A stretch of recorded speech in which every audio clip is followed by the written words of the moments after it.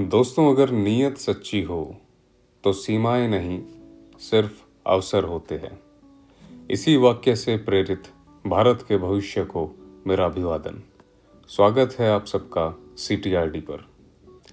दोस्तों, हम लेकर आए हैं आपके लिए एक लेटेस्ट सीरीज जिसका नाम है एग्जाम कैप्सूल। इस वीडियो की भाषा बाइलिंगुअल होने वाली है ताकि हिंदी और इंग्लिश माध्यम के विद्यार्थियों को फायदा पहुंच सके।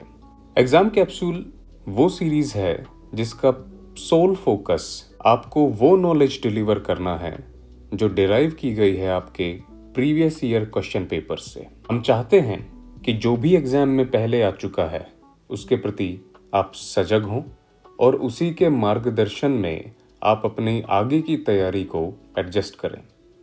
आप में से बहुत सारे लोगों के पास सीमित समय के चलते यह मौका ही नहीं होता कि आप प्रीवियस ईयर क्वेश्चन पेपर्स को एनालाइज करके उसके पैटर्न्स आइडेंटिफाई करें।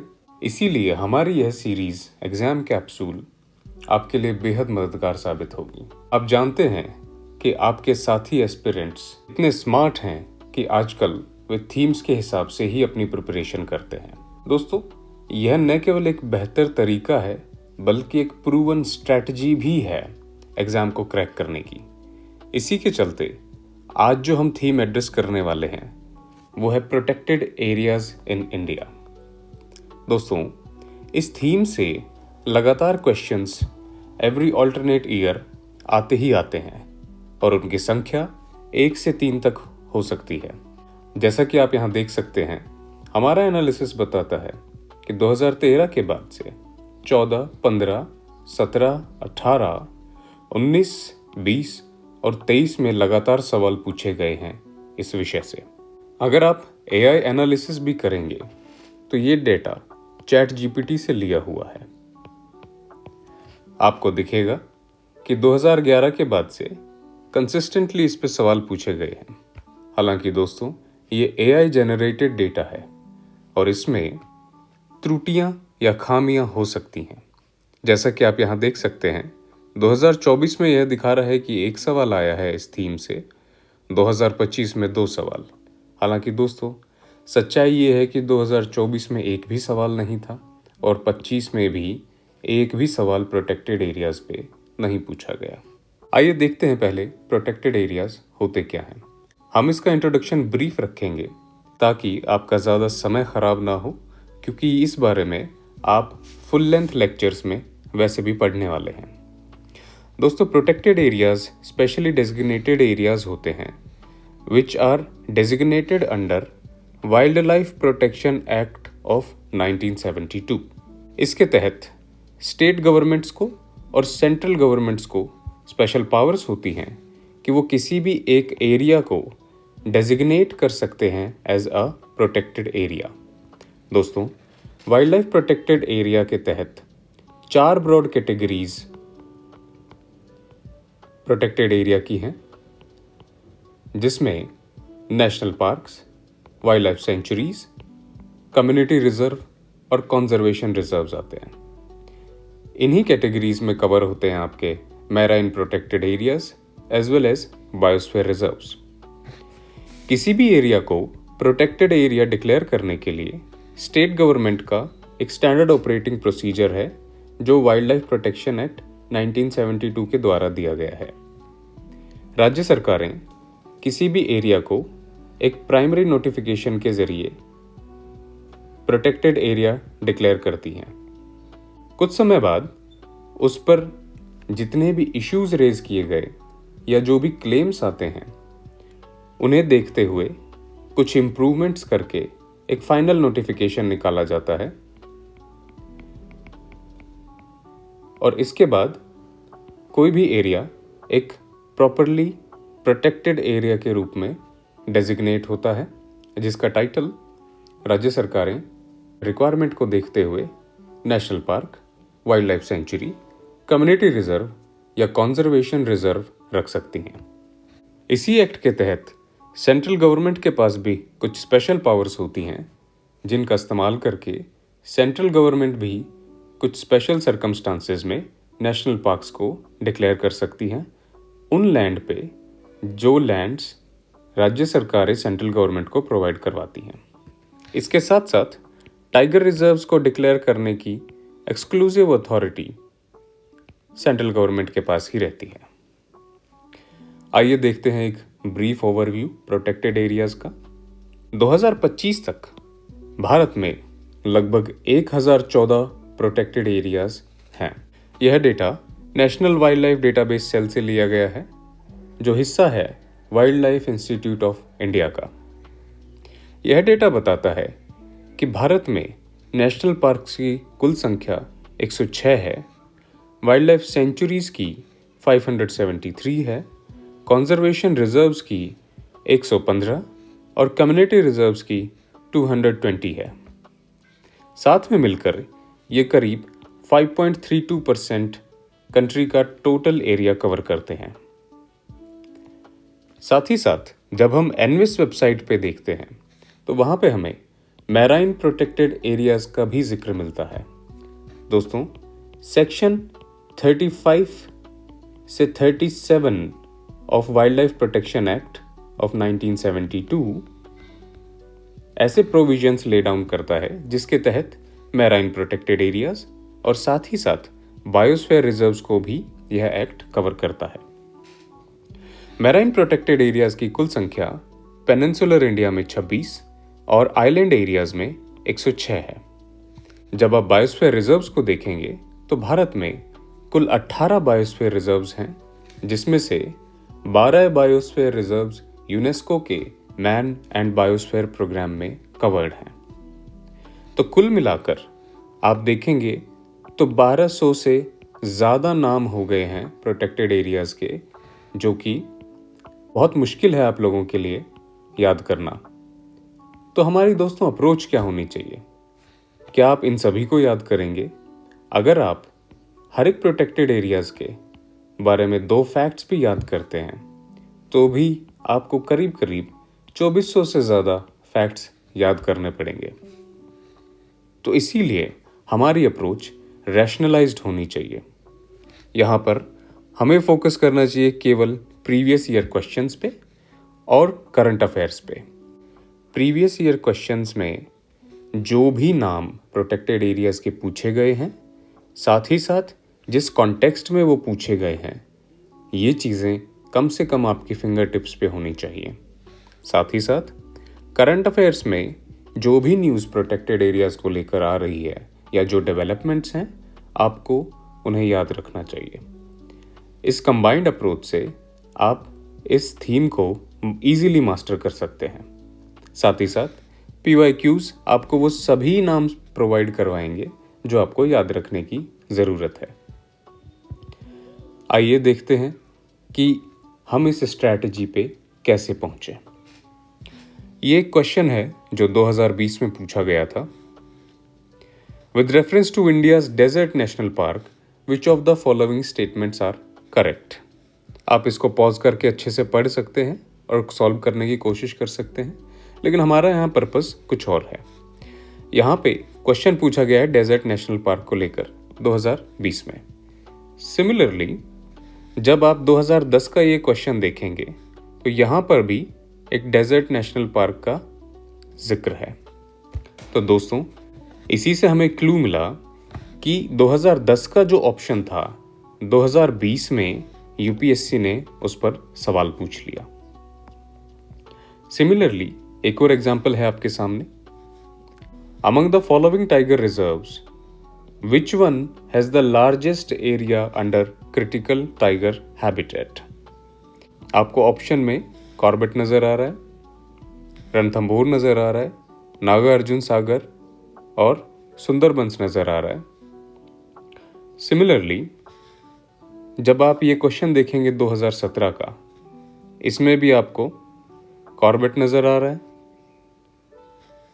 और 2013 का जो आप क्वेश्चन देखेंगे इसमें भी आपको कॉर्बेट नजर आ रहा है।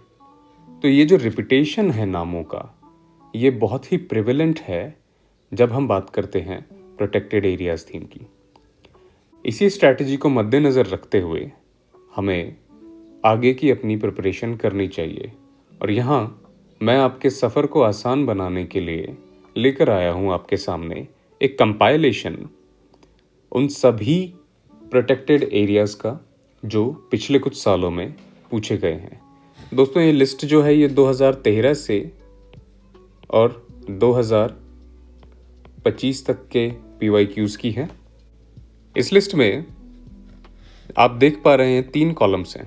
नेशनल पार्क, वो कहाँ पे लोकेटेड है और उनके की फीचर्स क्या हैं।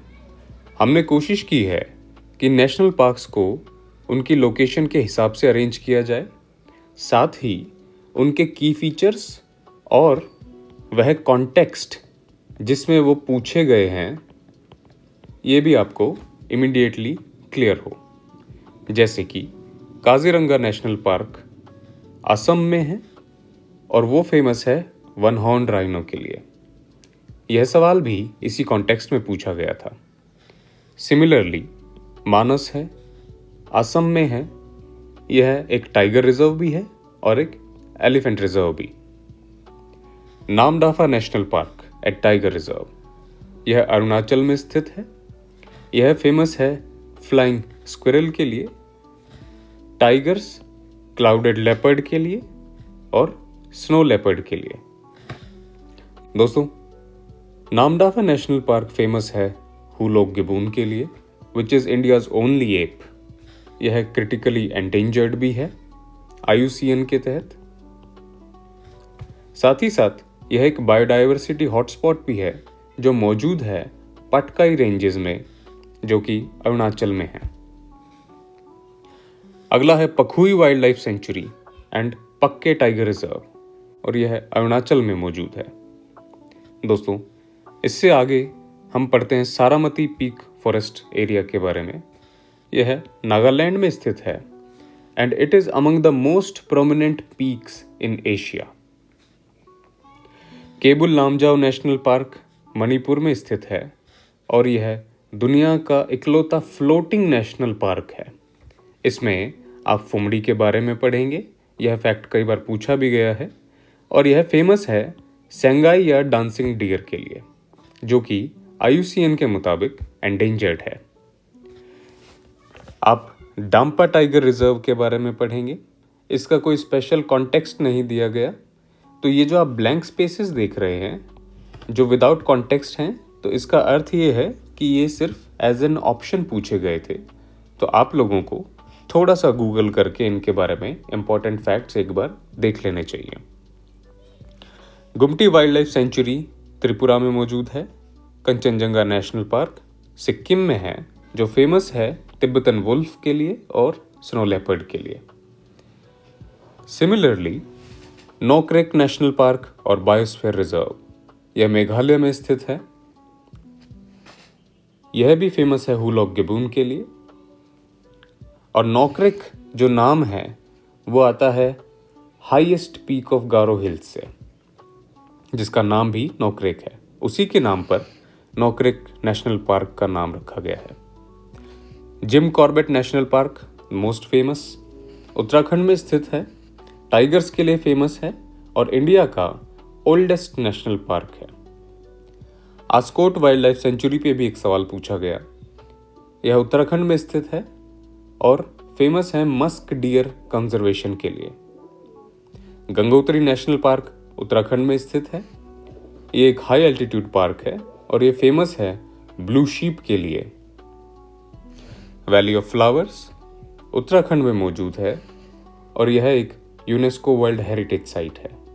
यह फेमस है ब्रह्म कमल प्लांट के लिए और इस नेशनल पार्क में 500 से ज़्यादा प्लांट स्पीशीज पाई जाती हैं। नंदा देवी नेशनल पार्क जो उत्तराखंड में मौजूद है, यह हिमालयन ब्लैक बेयर के लिए फेमस है।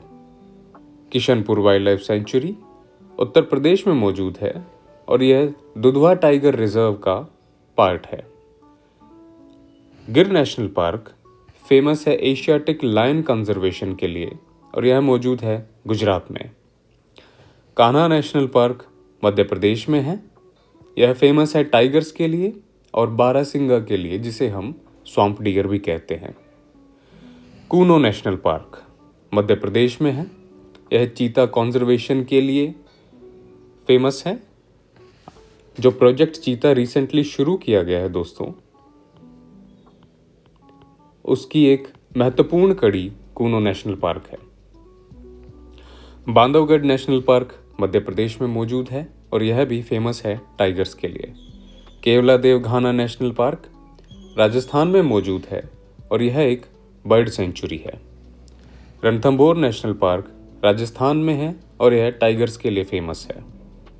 तालछपर भी राजस्थान में है और यह ब्लैक बक के लिए फेमस है, जो काफ़ी न्यूज़ में भी रहा।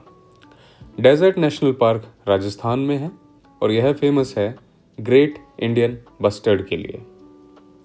यहीं पे ग्रेट इंडियन बस्टर्ड को कंजर्व करने की बहुत कोशिशें चल रही हैं दोस्तों। सुल्तानपुर नेशनल पार्क और बर्ड सेंचुरी हरियाणा में मौजूद है दोस्तों। यह एक रामसार साइट है और एक फेमस स्पॉट है बर्ड वॉचर्स के लिए।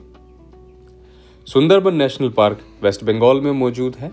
यह फेमस है रॉयल बंगाल टाइगर के लिए और अपने मैनग्रोव फॉरेस्ट्स के लिए, जिसमें एक बहुत फेमस ट्री स्पीशीज है जिसका नाम है सुंदरी ट्री।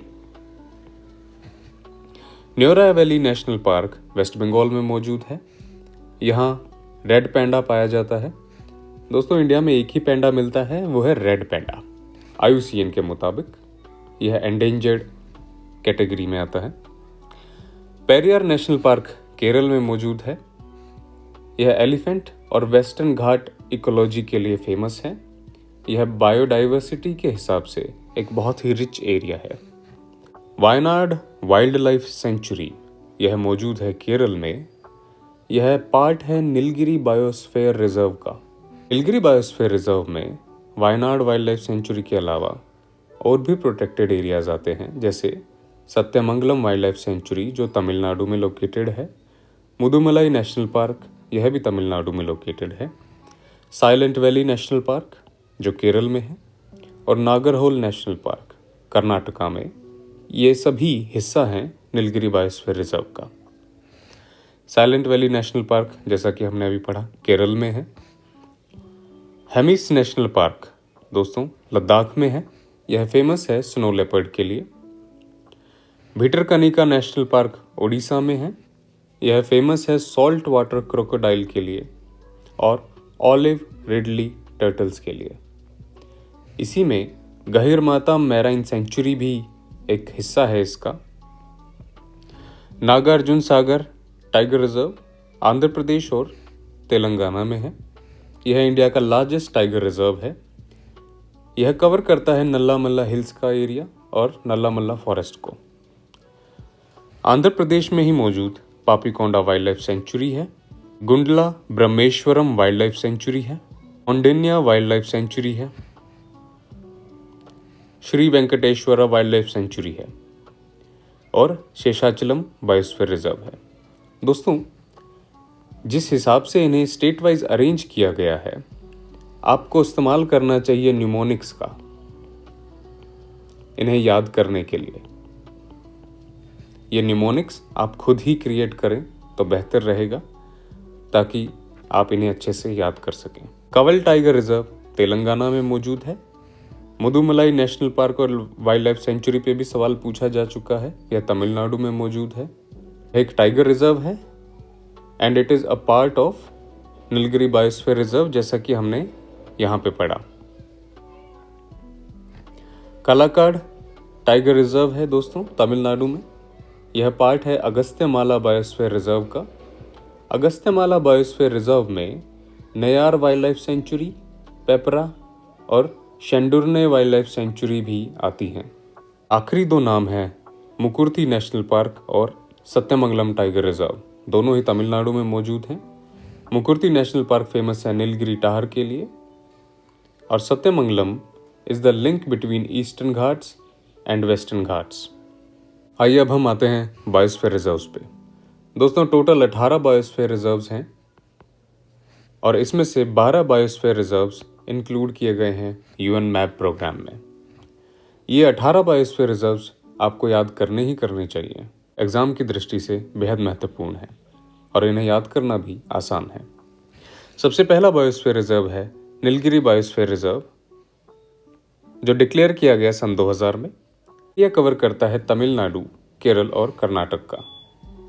इसमें ये सब वाइल्ड लाइफ सेंचुरी और नेशनल पार्क्स हैं। दूसरा बायोस्फीयर रिजर्व है गल्फ ऑफ मन्नार, जो 2001 में डिक्लेयर किया गया। यह कवर करता है तमिलनाडु का एरिया और इसमें gulf of Mannar marine national park भी इंक्लूडेड है। सुंदरबन वेस्ट बंगाल में मौजूद है। ये एक यूनेस्को वर्ल्ड हेरिटेज साइट भी है। यह एरिया फीड किया जाता है गंगा, ब्रह्मपुत्र और मेघना रिवर्स के द्वारा और यह एक रामसार साइट भी है। नंदा देवी बायोस्फीयर रिजर्व 2004 में डिक्लेयर किया गया। यह उत्तराखंड में है और इसमें इंक्लूडेड हैं Nanda Devi national park, valleys of flower national park के एरियाज। नोकरेक भी एक बायोस्फीयर रिजर्व है, मेघालय में मौजूद है और नोकरेक हाईएस्ट पीक है गारो हिल्स की, ये हमने पहले भी पढ़ा। पंचमढ़ी बायोस्फीयर रिजर्व 2009 में डिक्लेयर किया गया, मध्य प्रदेश में है and it is home to giant flying squirrel. इसमें भी काफी नेशनल पार्क और वाइल्ड लाइफ सेंचुरीज आते हैं। सिंपलीपाल की जब हम बात करते हैं तो ओडिशा में मौजूद है। It includes areas of Simlipal tiger reserve, Kuldiha and Hadagarh wildlife sanctuary. Achanakmar Amarkantak biosphere reserve declared किया गया 2012 में। यह कवर करता है मध्य प्रदेश और छत्तीसगढ़ के कुछ एरियाज। 3 नदियां यहाँ से ओरिजिनेट होती हैं, वह है नर्मदा, सोन और Johilla. Great Nicobar biosphere reserve 2013 में डिक्लेयर किया गया। यह कवर करता है ग्रेट निकोबार आइलैंड के कुछ एरियाज को। इंदिरा पॉइंट इसी में मौजूद है। अगस्त्यमाला बायोस्फीयर रिजर्व 2016 में डिक्लेयर किया गया। यह केरल और तमिलनाडु में मौजूद है और ये वाइल्ड लाइफ सेंचुरीज हैं जो इसके तहत आती हैं। कंचनजंगा 2018 में बायोस्फीयर रिजर्व डिक्लेयर किया गया। यह सिक्किम में मौजूद है। यह रेड पैंडा के लिए और स्नो लेपर्ड के लिए फेमस है। कंचनजंगा 3rd हाईएस्ट पीक है पूरी दुनिया में। और आखिरी बायोस्फीयर रिजर्व जो UN मैप प्रोग्राम में आता है वो है पन्ना बायोस्फीयर रिजर्व, जो 2020 में डिक्लेयर किया गया। यह मध्य प्रदेश में आता है और केन बेटवा लिंकिंग प्रोजेक्ट यहीं पर चल रहा है दोस्तों। इसके अलावा कुछ बायोस्फीयर रिजर्व्स जो UN मैप प्रोग्राम में शामिल नहीं हैं, उनकी संख्या 6 है, जैसे कि कोल्ड डेजर्ट बायोस्फीयर रिजर्व, दिहांग दिबांग बायोस्फीयर रिजर्व, मानस बायोस्फीयर रिजर्व, डिब्रू साइखोवा, कच्छ और शेषाचलम बायोस्फीयर रिजर्व। आप यहाँ पे वीडियो को पॉज करके इसका स्क्रीनशॉट ले सकते हैं।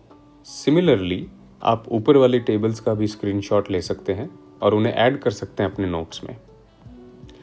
दोस्तों, एक अप्रोच जो आपको फॉलो करनी चाहिए वो है मैपिंग। ये जितने भी बायोस्फीयर रिजर्व्स हैं, आपको इस तरीके के मैप्स यूज़ करने चाहिए और उन्हें प्लेस करना चाहिए ताकि आपको ये अच्छे से याद हो जाए। साथ ही साथ जो प्रोटेक्टेड एरियाज़ हमने अभी पढ़े, उन्हें आपको रिलेट करना चाहिए इंडिया की मेजर माउंटेन रेंजेस से, या कभी कभी रिवर सिस्टम से भी 1-2 बार इन्हें लिंक कर कर सवाल पूछ लिया गया है। तो अगर आप इन्हें मैप से लिंक कर कर पढ़ेंगे तो आपके लिए बेहद आसान हो जाएंगे और याद करने में भी आपको सरलता होगी। इसी के साथ दोस्तों, यह वीडियो यहाँ समाप्त होता है। जय हिंद।